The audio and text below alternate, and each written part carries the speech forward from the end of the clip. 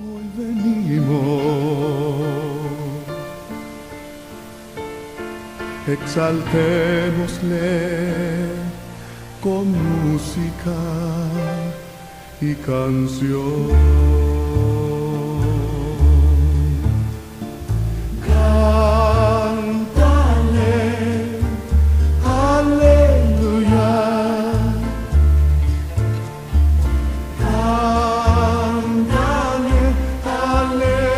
Bueno, les saludamos en esta preciosa mañana agradeciendo a Dios la oportunidad que nos da de poderle servir en todo tiempo, y gracias a usted que sintoniza este programa todos los lunes, miércoles y viernes a esta hora. Queremos saludar a nuestra gente también en Chinandega, Nicaragua, así como en la ciudad de Nueva York, a todos los que están en fiel sintonía de esta programación. Les saluda el pastor Isaí Ramos.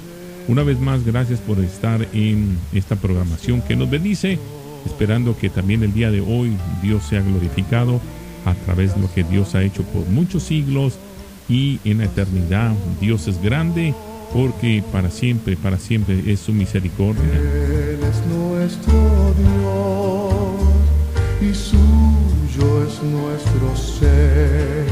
En su cuidado su pueblo está.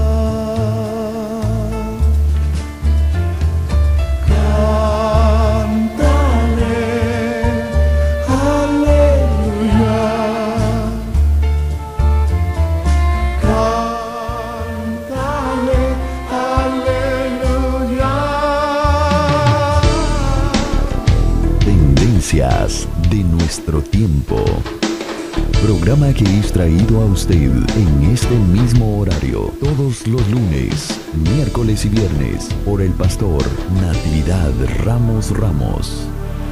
Puede escribirnos a radioadoración@hotmail.com o envíenos un texto al 704-634-6706.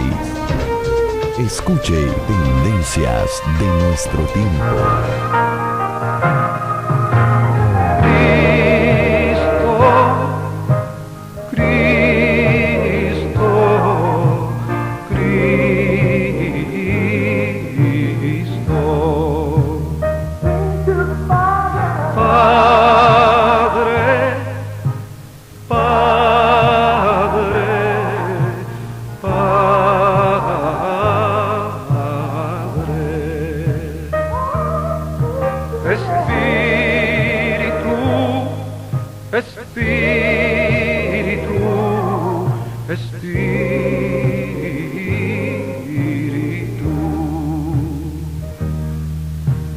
Deja tu agua viva entre mi alma correr.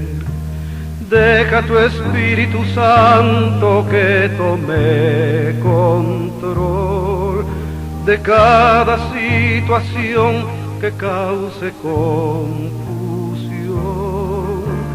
Todas mis aflicciones yo entrego a ti.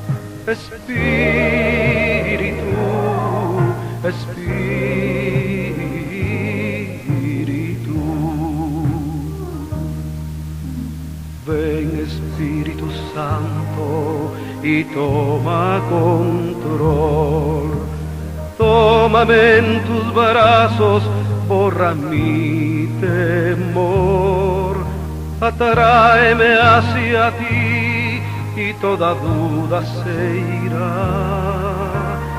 Quítame el orgullo y lléname de amor. Cristo. Bueno, les saludamos en esta preciosa mañana, en esta hora. Gracias una vez más por estar con nosotros a través de esta programación Tendencias de nuestro tiempo, traído los lunes, miércoles y viernes a esta hora.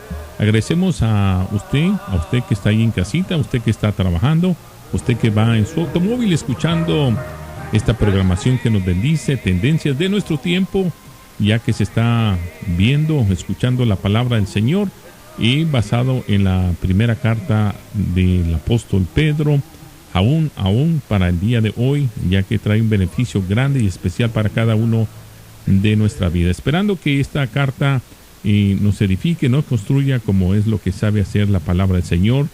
Y bueno, queremos saludar a nuestra gente ahí en Radio Shalom, la frecuencia de La Paz, ubicado en Chinandega, Nicaragua. Igualmente como nuestros hermanos de la radio, también Radio Estéreo Vida, también ahí nos estamos sintonizando en FM. También saludamos a nuestros hermanos en Nueva York, nuestro hermano Gamaliel ahí en la ciudad de Nueva York, donde siempre nos sintonizan y también retransmiten esta programación. Y bueno, desde Carolina del Norte, aquí en Estados Unidos, el pastor Isaí Ramos les saluda esta mañana. También al pastor Natividad Ramos, que él es el que nos trae esta palabra desde la ciudad de Monterrey, ahí en la ciudad de México, perdón, en el país de México, para que usted y yo seamos también construidos con esta preciosa palabra. Pastor, muy buenos días y gracias una vez más por traer el mensaje del día de hoy. Los micrófonos son suyos. Bendiciones. Pues muy buenos días, mis hermanos, y es cierto, participo con todo mi corazón, esperando ser bendecidos junto con ustedes por estas extraordinarias verdades que alimentan el alma. Este es verdadera pan. Y antes que nada, pues agradecerle al Señor que nos ha concedido todo este año hablar de su palabra, hablar de su Hijo amado Jesucristo, porque es un favor de Dios, concedido de Dios, el que nos permita hablar de su Hijo. Y gracias a Dios entonces por todos ustedes, mis hermanos, que nos escuchan en muchas partes. Quiero decirles que bueno, ya este año prácticamente ya nos abandona, estamos por salir de él y ya se asoma el año 2016, que no sabemos qué ha de traer. Posiblemente traiga tiempos difíciles. Sin embargo, también creo que los tiempos difíciles en que vive el mundo y que participa la iglesia, puesto que estamos aquí, son también extraordinarias oportunidades para conocer la mano de Dios, para ver sus obras, y un tiempo altamente experimental. Que Dios no está en fracaso, no está en quiebra, que su reino está vigoroso eternamente y que su mano no se ha acortado. Así que, mis hermanos, les deseo que esta sea la experiencia que tengamos en Cristo este año 2016. Muy bien, mis hermanos, pues después de esos parabienes, vamos a ir a la carta del apóstol Pedro, primera carta. Y en realidad, si ponemos título, tema a esto que vamos a tratar, sería muy apropiado titularlo como el llamado que hace el apóstol Pedro para vivir para Dios. De nuevo, el llamado que hace el apóstol Pedro para vivir para Dios.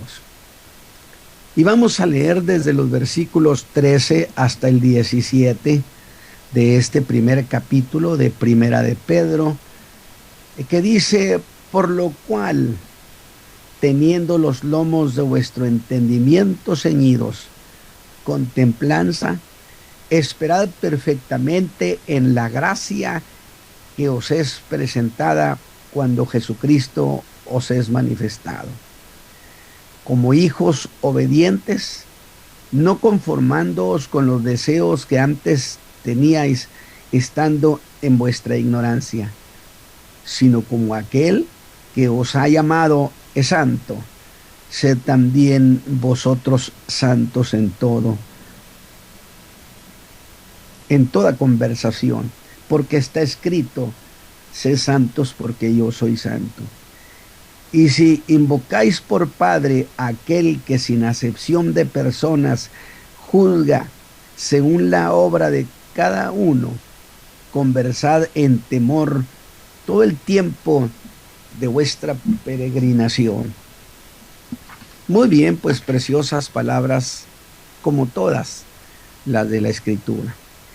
Y sin duda, si usted le ha tocado oírnos, puedo decir que sin duda los mensajes anteriores en esta carta han enriquecido nuestro entendimiento, como lo sería cuando el apóstol Pedro trajo a memoria la experiencia que habían tenido los hermanos que profetizaron de Cristo, los profetas del antiguo tiempo. Y para eso el apóstol que escribe a estos hermanos que estaban desesperanzados, que estaban sufriendo por razones de estar en desventaja en otros países, el apóstol los llevó al pasado y por supuesto con ellos nos llevó a nosotros para ver a esos profetas del antiguo tiempo, como sería Isaías entre otros, que dice Pedro, profetizaron, fíjese bien, uno, de la gracia que habría de venir, dos, de uno que habría de sufrir para llegar a ser el dador de esa gracia, por supuesto Cristo Jesús, el autor de la gracia, y tres, que después de un gran sufrimiento que vendría sobre él, también vendrían días de gloria para él, para el que habría sufrido. Qué precioso. Lo podemos decir también de esta manera, si usted me lo permite. Profetizaron esos hombres que Dios nos regalaría su favor y que eso se llamaba la gracia. Que habría uno que sería el dador de esa gracia, pero que pasaría por un gran sufrimiento. Eso ya se cumplió en Cristo. Y por último, que sobre ese que sufrió, vendrían también sobre él días de gloria, si se vale decirlo en términos de día, la eternidad. Esta segunda parte de sus profecías, esto de los días de gloria para Cristo, aún no se han cumplido en su totalidad, pero ahorita está sentado a la diestra de su Padre glorificado, como Él pidió, glorifícame, pero cerca de ti, donde yo estaba antes que el mundo fuese.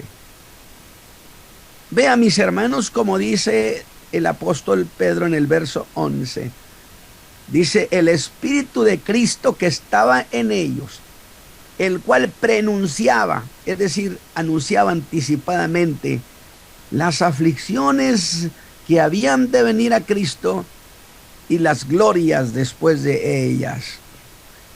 Y ese que habría de sufrir después de padecer sería el dador de la gracia. Por eso a nadie se puede ir a buscar la gracia y el favor de Dios más que en Cristo.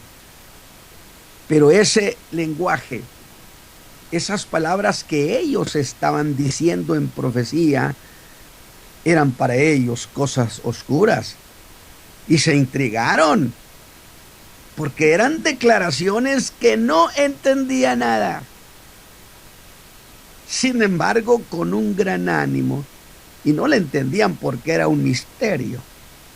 Sin embargo, con un gran ánimo, se dedicaron a investigar, ya hablé de eso en breve, observando cuidadosamente por todas partes cualquier cosa que pudiera llevarlos a descubrir qué era esa gracia y quién era ese uno que habría de sufrir y que después habría de ser glorificado. Indiscutiblemente era todo un bosquejo de la obra de Cristo. Pero hay algo. Si ese misterio intrigó a esos hombres, a los profetas, y se dedicaron a buscar, resulta que en el cielo, dice Pedro, que hasta los mismos ángeles se interesaron. Pues dice en el versículo 12 que los ángeles, hermanos, deseaban mirar. Se interesaban en conocer qué era eso de la gracia. Y el griego, eso de querer mirar, o el querer mirar de los ángeles, significaba que observaban detenidamente, escudriñaban. Sin embargo, la Escritura deja entender que a ellos, a los ángeles, Dios no les dijo cosa alguna. Que en el mensaje pasado hablé sobre esto, eso de los ángeles deseaban mirar los querubines que habían sido puestos sobre el propiciatorio.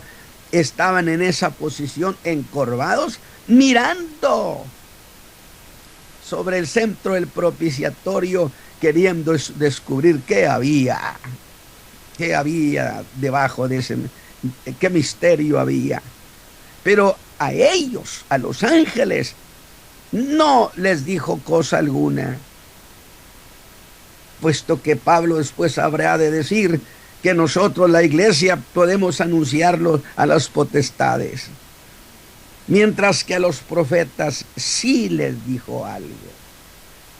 En esa búsqueda, cuando ellos dejaron de buscar por otra parte y fueron a Dios, sí hubo respuesta, aunque la verdad, mis hermanos que me escuchan esta mañana, es que aún a ellos, a esos profetas, Dios les dijo muy poca cosa. ¿Qué les dijo? Escuetamente les dijo, no es para ustedes.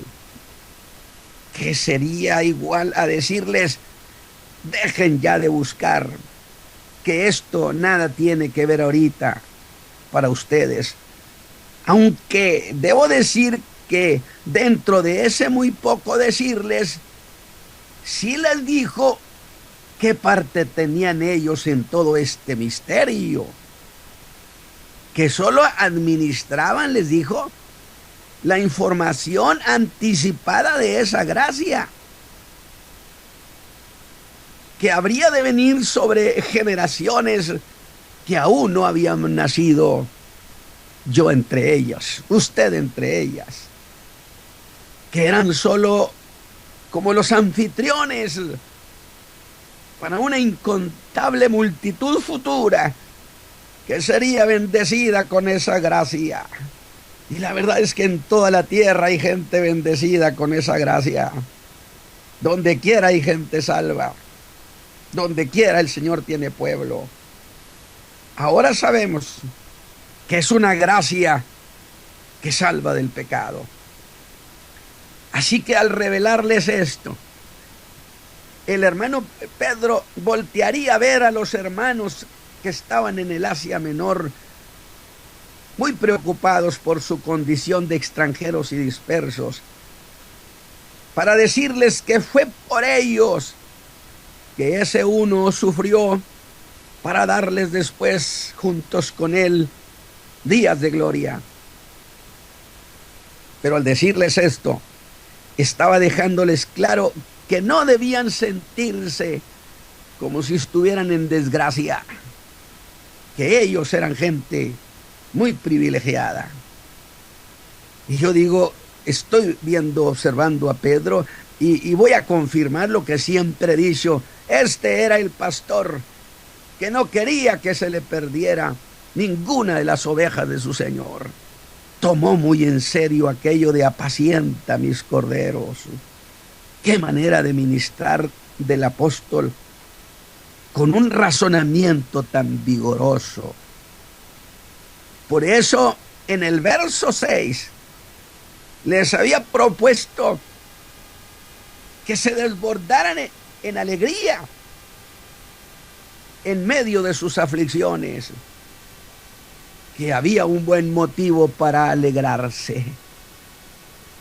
Desde luego, dar por hecho eso mientras estamos viviendo una situación conflictiva, necesitamos estar muy arraigados en la fe.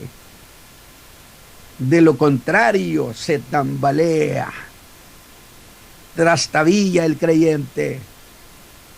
Ese fue el contenido de esas ideas que el apóstol Pedro estaba regalándoles. Sin embargo, no podemos ignorar una cuestión, que ciertamente las palabras de Pedro eran extraordinarias, pero no podemos ignorar que en esos hermanos que andaban expatriados no dejaba de haber una gran preocupación por la condición que vivían. No dejaban de tener una gran aprehensión por lo que estaban viviendo.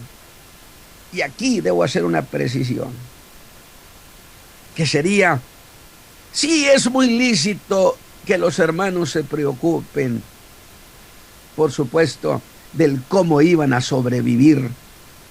Aunque le voy a decir una cosa, si se tomaran en plenitud las palabras de Cristo, el Sermón del Monte, cuando dijo, por nada estéis afanosos, que parecería un buen discurso político. ¿Cómo no vamos a estar preocupados? Él dijo, es que vuestro Padre sabe de qué cosas tenéis necesidad, y mi Padre es un buen Padre. Si eso lo creyéramos a pie juntillas, jamás estaríamos en una condición de desesperanza. Pero no se puede negar que esos hermanos estaban en desventaja. Así que ya lo dije. La palabra clave, porque cierto era que no estaban en su país y no era una fantasía que se habían quedado sin nada. Ellos estaban viviendo una realidad práctica de cero sobrevivencia. Así que la palabra clave para definir esto que el apóstol está planteándoles es sobrevivencia. Y la misma palabra sobrevivencia podía convertirse, eso de cómo sobrevivir, en una cuestión de más importancia que la misma fe y la conducta cristiana. Es decir, los hermanos, presionados por la condición de vida que estaban soportando, pudieran convertir la cuestión de la sobrevivencia como cosa de mayor importancia que la misma fe y la conducta cristiana. Ya vio el punto. Algo así como, ni modo, yo tengo que sobrevivir. ¿Cuántas veces he oído a la gente creyente decir eso? Justificando la pérdida de su conducta cristiana. Pues ni modo, hermano, yo tengo que sobrevivir. Y bajo esas premisas de sobrevivir a costa de lo que sea, el creyente puede entrar en conflicto con la fe. ¿Va conmigo? Perdón. Y ese era un conflicto pensante, donde ese creyente traiga muchas cosas sueltas en el entendimiento de su fe y de la vida cristiana. Toma decisiones equivocadas porque trae en su entendimiento muchas cosas que no ha entendido de la fe. Y se le llama eso cosas sueltas. Y podrá llegar a sacrificar su fe y su conducta cristiana a fin de sobrevivir. Y incluso habrá de decir, ni modo, hermano, que al cabo Dios lo sabe en qué condición estoy, y yo creo que no me lo tome en cuenta. Y es justamente a esa posibilidad a la que Pedro está ministrando. Pero en realidad no significaría que eso estuviera pasando. Por eso dije, a esa posibilidad Pedro está ministrando. Se está anticipando. Porque está ministrando a algo muy común en tiempos de dificultades económicas y de sobrevivencia. Aunque diré que esto también le puede suceder a los creyentes en su propia tierra. Y escuche esto. Ante esa cuestión, el apóstol está diciendo algo como esto: hermanos, yo entiendo eso del problema de la sobrevivencia, y yo estoy de acuerdo en el término sobrevivencia. Sí, hermanos, pero sobrevivencia que guarda la fe, sobrevivencia donde se guarda la vida para Dios. Diría Pedro, hermanos, ese es el punto que yo estoy tratando. Yo creo en eso de que hay una condición de sobrevivencia, pero no sobrevivencia en la desobediencia a Dios. ¿Qué le parece, hermanos? Había el apóstol Pedro llegado a una cuestión de alto riesgo de la vida del creyente. Y es cuando el apóstol los mira de frente y mira esa cuestión de frente para fijar postura. Mis hermanos, sería que nunca sea sobrevivencia por encima de todo, sino sobrevivencia con obediencia a Dios antes que nada. ¿Qué le parece? Estableciendo prioridades, el apóstol está haciendo eso, estableciendo prioridades. Primero Dios antes que ninguna otra cosa. A partir del versículo 13, es entonces que el apóstol Pedro hace un cambio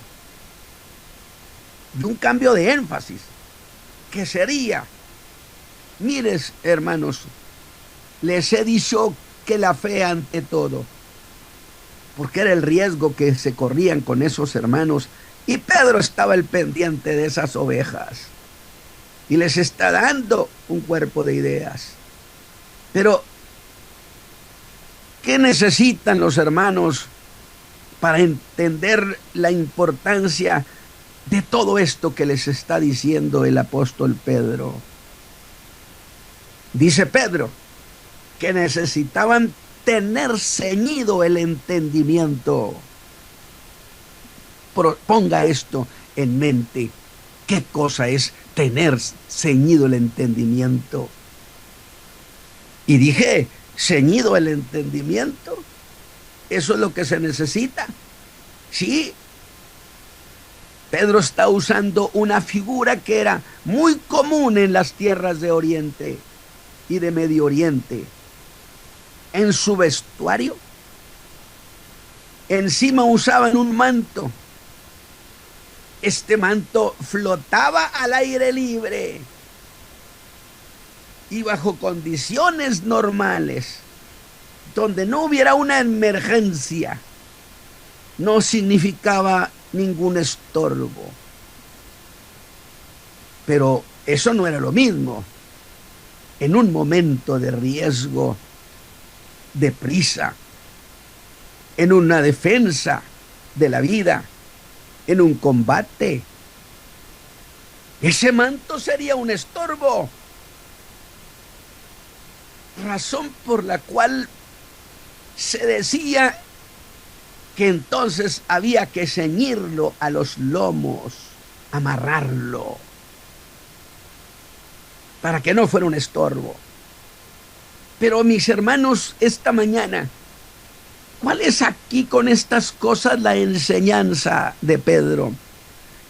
Ese ceñirse, es eso de no traer cosas sueltas, donde usted, el creyente, no logra entender bien muchas cosas de la fe y dice, es que no las entiendo bien. Dijo Pedro, traen cosas sueltas. Hay que ceñir la fe en su entendimiento, porque ahora que están bajo presión, no deben tener en su entendimiento, mis hermanos, ninguna cosa malentendida sobre la fe. Alabado sea Dios. Para mí tiene mucho sentido lo que les está diciendo.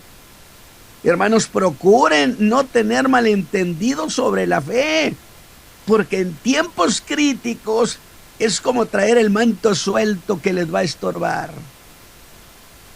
Pero puede ser que naciera una pregunta. ¿Hasta dónde, hermano? ¿Hasta dónde los creyentes estamos obligados a sujetarnos a las normas de la fe bajo estas condiciones en las que estamos viviendo? Y les da otra razón el apóstol Pedro en el versículo 14. Y vea la figura que usa ahora. Si usó ahora la del manto, ahora usa la de los hijos. Y les dice, como hijos obedientes, metió aquí la cuestión de la obediencia. No tenga suelto esa idea de lo que es obediencia a Dios. Como hijos obedientes, no conformándoos con los deseos que antes teníais estando en vuestra ignorancia. Pero ¿qué es eso de no conformarse que el apóstol les recomienda? Que no echen mano de sus antiguas maneras de pensar. Es interesante, porque los creyentes, trayendo cosas sueltas pero muy amarradas, las formas de pensar cuando era inconverso, va a echar mano de sus antiguas maneras de pensar y de sacar conclusiones. Y la razón, por eso los ha llamado hijos obedientes, o lo que es igual, hijos de la obediencia. Puntualice usted, tome ese punto y póngalo en el alma. Ahora el apóstol Pedro está introduciendo a los hermanos en la cuestión de la obediencia. Obediencia en tiempos difíciles. No importa en la condición que estén ustedes viviendo, mis hermanos, existe la obediencia. Y traigan eso bien ceñido en el entendimiento. Nunca sacrifique la obediencia a Dios por una causa de crisis. El apóstol Pedro ahora echa mano de un hebraísmo que era una expresión que se usaba cuando el varón judío a los 12 años era declarado hijo de la ley o hijo de la obediencia. Que ahora, fíjese bien, hijo de la obediencia, que ahora el apóstol Pedro, fíjese, a esa edad como un hijo de la ley, quedaba obligado a la obediencia a la ley. Pues Pedro toma esa figura y la transforma esa idea de hijos de la obediencia a la ley en hijos de obediencia. ¿Hijos de quién? En hijos de Dios, a diferencia de los hijos de la ley. Porque ahora en esa gracia, quienes la reciben son declarados hijos de Dios. Por eso dice, y a todos los que le recibieron les dio potestad, les dio derecho de ser hijos de Dios, a los que creen en su nombre, en el nombre de ese uno que sufrió para ser el dador de la gracia. Esa es ahora la cuestión. Así que fueran perseguidos, antes que nada, ellos eran hijos de Dios. Y a eso debían atenerse, a eso debían apegarse. Estaban obligados sin excepción a poner sumo cuidado en su manera de vivir. Y es así como el apóstol avanza y les habla lo que vamos a llamar como la vida de santidad obligada. Pues les dice en el verso 15, como aquel que os ha llamado es santo, sed también vosotros santos. Es que esa palabra santidad no es más que alejarnos del pecado, alejarnos de aquellas cosas que nos pueden poner en conflicto con Dios. Porque eso de la santidad es justamente una cosa práctica. Aléjese, retírese. Por eso es que dijo en el versículo 13, esperad perfectamente en la gracia que os es presentada cuando Jesucristo sea manifestado. No podemos negar que había en esos creyentes cierta desesperanza, cosa que era muy legítima si lo podemos ver así. Por eso Pedro, ahora fíjese lo que hace, le dice, hermanos, fíjese, confíen en la gracia. ¿En cuál gracia? En la que los profetas dijeron. Pedro ha apelado a que confíen en la gracia. Y se vale cuestionar, por supuesto. Y entonces podríamos decir, hermano Pedro, pero qué tan confiable es esa gracia. Qué bonito detalle. Va conmigo, hermano. Asimile. Ponga puntos y diga, este es un punto, este es otro punto. Y durante el día, piense eso, razónelo. Verá lo que usted crece. Verá cómo su entendimiento es ceñido. Ahora, ¿qué tan confiable es esa gracia para que yo lo espere o espere en ella? Bueno, ya que vuelve a hablarles de la gracia, conviene recordar una cuestión básica, que esa gracia resulta que es la misma que en el tiempo antiguo fue prometida a través de los profetas, 800 años antes o más, y a quienes se les dijo que no era para ellos, que era para nosotros. Y entonces yo preguntaría, Pedro preguntaría, mis hermanos, ¿acaso no fue así? Les dijeron que esa gracia era para nosotros y a nosotros nos llegó. Entonces el argumento que Pedro está utilizando sería, mis hermanos, ¿por qué desconfiar de la gracia si ella ya probó que era confiable, que es confiable?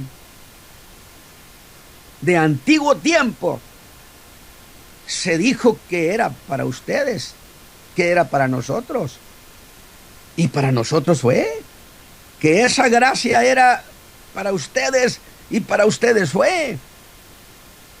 De tal manera, mis hermanos, que esa gracia ya tiene antecedentes de confiabilidad. Alabado sea Dios. Y qué lindo, porque esta mañana yo puedo decir junto con ustedes, mis hermanos, confiemos en esa gracia preciosa. ¿Por qué?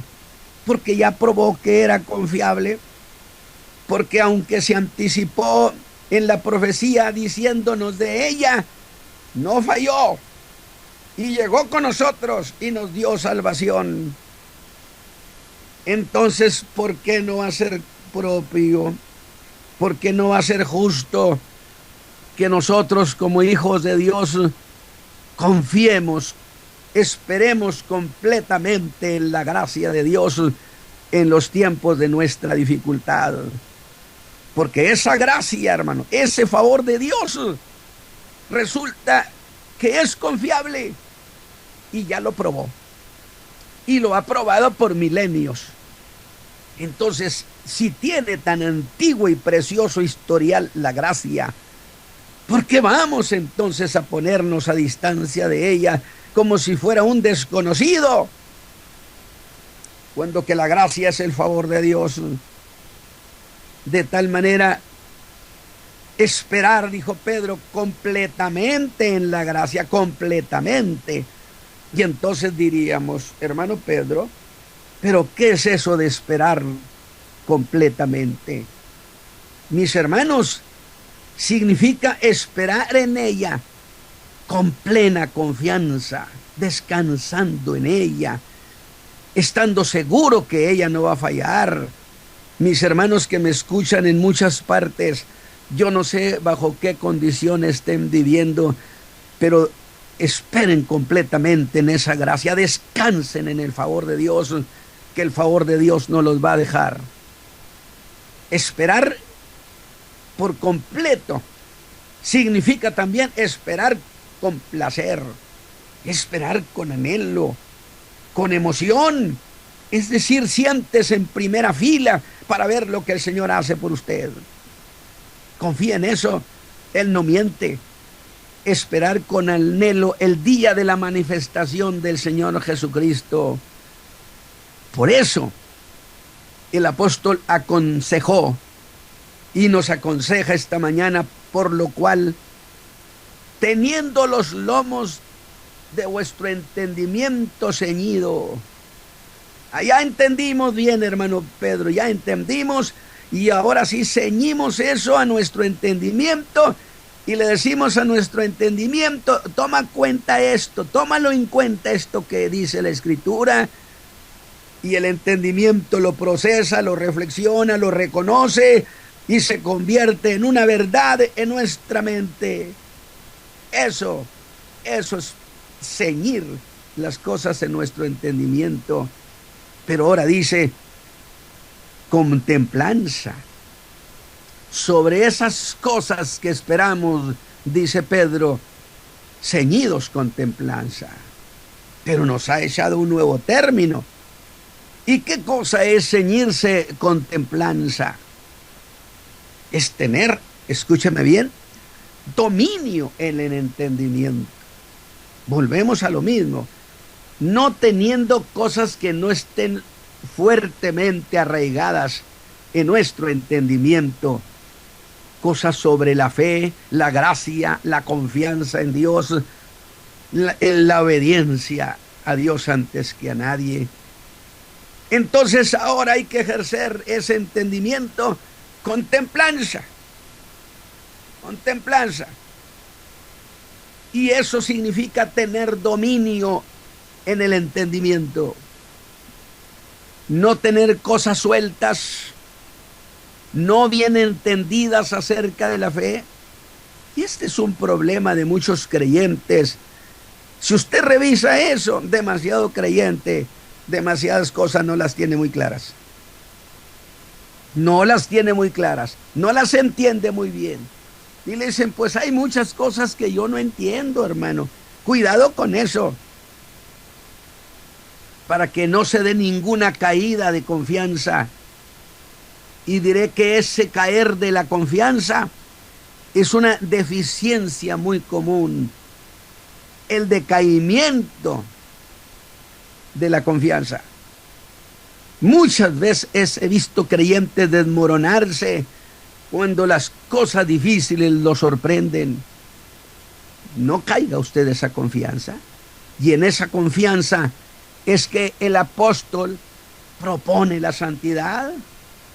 Es decir, el separarse, porque la palabra santidad, insisto, es cosa práctica, significa separarse.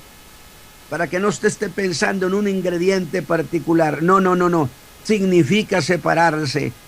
Desde luego que en ese separarse habrá una operación del Espíritu de Dios en nuestro corazón. Y note que en el verso 14, el apóstol Pedro propone la santidad en términos negativos, diciendo, no os conforméis a los deseos de antes, para luego proponer la santidad en términos positivos. En el verso 15 dice, sino como aquel que os llamó es santo. Así que esta idea se cierra en una sola idea, este cuerpo de ideas: ceñid los lomos del entendimiento. para que en cuestiones como estas de la santidad y de vivir para Dios y de separarse para Dios en donde quiera que se encuentre, no debe haber ningún error, que no existan cosas sin entender de la fe. ¿Ve la importancia de ser enseñados en la doctrina? Pero algo falta por cerrar, y lo hace con una transición. Y en vez de hablar de los hijos de la desobediencia, mire lo que hace Pedro, ahora habla del padre, porque esos hijos tienen padre. Y les dice, si invocáis por padre a aquel, o lo que es igual, hermanos, ya que lo invocan como padre, ya que lo invocan ustedes como padre, ¿acaso invocarle como padre no es un acto de confianza? Alabado sea Dios. Yo con toda confianza oro y le digo, Padre, Padre, y me sabe delicioso. ¿Acaso no lo invocan como quien tiene derecho de hacerlo? Fíjese lo que le estoy diciendo. O dicho de otro modo, ya que invocas al que es santo, hay la obligación de vivir en temor a Él todo el tiempo de vuestra peregrinación. La cuestión puntual es esta: ¿por qué invocan a Dios como su Padre? Porque ustedes tienen derechos de hijos. Lo llamamos Padre porque es un derecho que nos ha dado como hijos suyos, en tanto nos ha dado el derecho de serlo. Muy bien. Y si nosotros razonemos esto esta mañana, razonemos esto, porque esto es para reflexionarlo, ¿sí? Si nosotros tenemos derechos de hijos, escúcheme bien, dice Pedro, ¿no tendrá él derechos de padre? Alabado su nombre. Así como tenemos nosotros derechos de hijos, él tiene derechos de padre. Y un derecho de obediencia de sus hijos y una obligación de obediencia. Esos son los derechos que él tiene como padre. Incuestionable es esto. ¿Ve cómo Pedro ha ido poniendo las piezas en su lugar? Lo invocan a ustedes a él como padre porque siente que tienen derechos. Sí, pero él también tiene derechos de padre. Y uno de sus derechos es exigir la obediencia a sus hijos. Pedro diría, incuestionable es esto. Pongan esto muy claro en su corazón. Ciñan estas cosas en su entendimiento, en su mente, para que sobre ese derecho que Dios tiene sobre nosotros tampoco haya cosas sueltas. Y cerraré este asunto con las palabras del verso 17. Y si invocáis por Padre a aquel que sin acepción de personas juzga según la obra de cada uno. Vea lo que ha dicho el apóstol, que es nuestro Padre. Sí, ciertamente es nuestro Padre, pero a su vez es un juez que juzga y no hace acepción de personas. Es cierto que nosotros tenemos el derecho de invocarlo como hijos, pero también él juzga la obediencia de sus hijos. De tal manera juzga las cosas, juzga el derecho de esos hijos. Y el derecho de ser hijos, escúcheme bien, no le va a valer a ningún hijo el favor de Dios si no entra en la obediencia. No lo justificará. Ese derecho de hijos no valdrá a favor de ningún hijo de Dios. para ser favorecidos de Él. Por lo tanto, Pedro está cerrando la idea que nadie piense que se puede esconder en que por ser hijo de Dios piense que Dios lo habrá de favorecer aún a pesar de su mala manera de vivir, porque Él tiene derechos de padre, y como derechos de padre, uno de ellos es la obediencia que exige de sus hijos. Mis hermanos, yo creo que esta mañana este cuerpo de ideas conviene hacer puntos, conviene reflexionarlo. Es la manera como se asimila la Escritura. La Escritura es un cuerpo de ideas y hay que entender ese cuerpo de ideas. Yo digo que esta mañana el apóstol Pedro nos ha regalado, porque luego al siguiente mensaje hablaré de los derechos de redención. Así que, mis hermanos, yo espero que este día, este mensaje haya traído fortaleza en sus corazones, que este mensaje signifique que usted ciñe su entendimiento, y entonces, ceñido el entendimiento, no traerá ninguna cosa suelta. Mi hermano Isaí, muchas gracias esta mañana por la participación que hemos tenido, y esperamos que haya gozo en nuestros corazones. Amén. Gracias, pastor. Le agradecemos su participación en el día de hoy y que nos da la oportunidad de abrazar la plenitud de su gracia el día de hoy. Bueno, qué linda carta está desarrollando el pastor Natividad Ramos desde la ciudad de Monterrey, Nuevo León, México, para Carolina del Norte, y así también a través del mundo entero, a través de esta programación que siempre los lunes, miércoles y viernes a esta hora podamos compartir hasta su hogar, y en su trabajo, en su automóvil, donde quiera que vaya.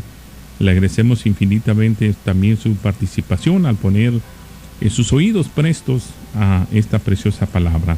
Bueno, el día de hoy queremos saludar al pastor Walter, allí en Chinandega. Gracias, pastor, por tener un buen concepto de esta palabra. También al pastor Jorge Arbizu, también a todos los pastores que nos están sintonizando a cualquier hora y en cualquier lugar a través de esta programación de Radio Adoración desde Carolina del Norte.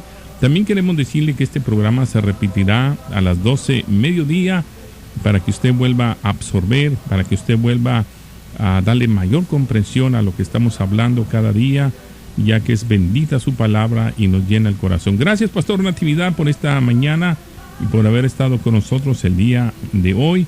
Saludamos a Radio Chalón, allí en la ciudad de Chinandega. También saludamos a nuestros hermanos de Radio Estéreo Vida, así juntamente con el hermano Gamaliel en la ciudad de Nueva York. Queremos saludarle, darle gratitud por retransmitir este programa. Será hasta la próxima. Si Cristo no ha venido, queremos que escuche toda nuestra información, donde usted se puede comunicar con nosotros a través de radiooración.com. Allí estamos los 7 días, 24 horas, saludándole a esta hora aquí a través de esta radio.